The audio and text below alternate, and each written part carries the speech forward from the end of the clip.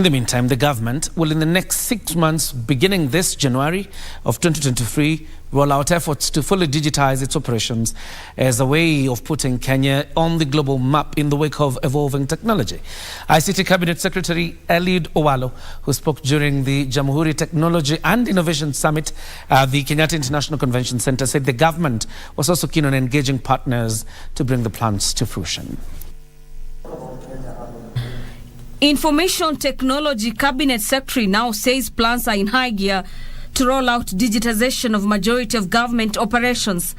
The plan, set to be rolled out in January 2023, will see a paradigm shift in access to government services online. Over the next 5 years of the Kenya Kwanza government, we purpose to digitize all government records.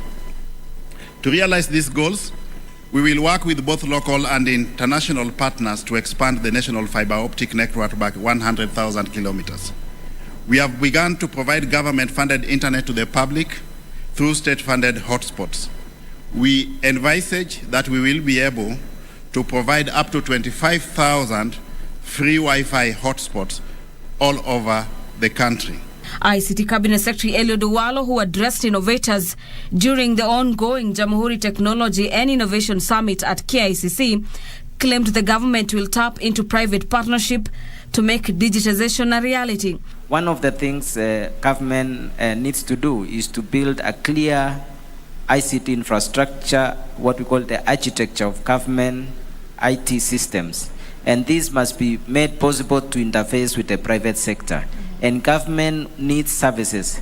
These services can run on systems built also by private sector. So private sector will have a key role in this journey for digitization of our government.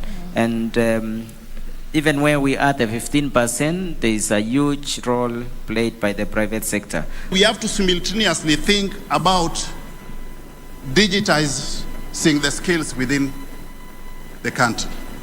We have to enhance the level of digital skills, so there's a corresponding optimal level of uptake of the technology that we intend to run government services on.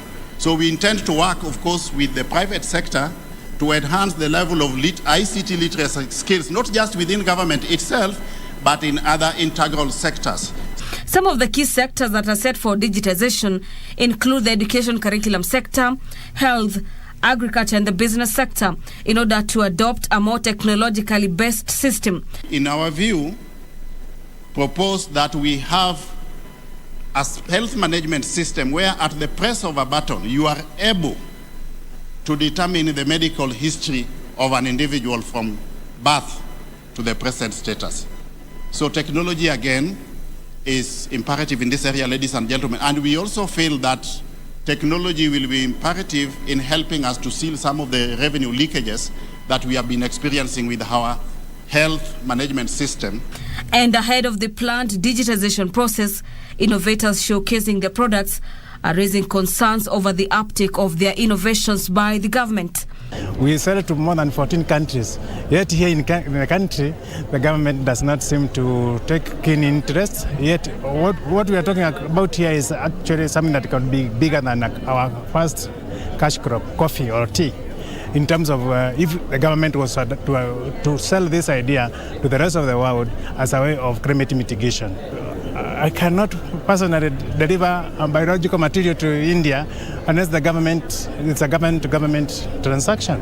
So the government of Kenya needs to step in and own up some of the solutions that have been developed here. We had M-Pesa struggling in the first years because it was not adopted internationally. It's only a few years that it started being an international product. Although we are proud of M-Pesa, it took so long to be accepted outside. We don't want a situation where the solution that can actually change the trend in climate change to take as many years before it is adopted by the rest of the world. And the struggle to adopt it actually is a reason for the situation where we are not able to go to international markets. For Legends Edition, I'm Gladys Mungai. Interesting perspectives there from the Cabinet Secretary in charge of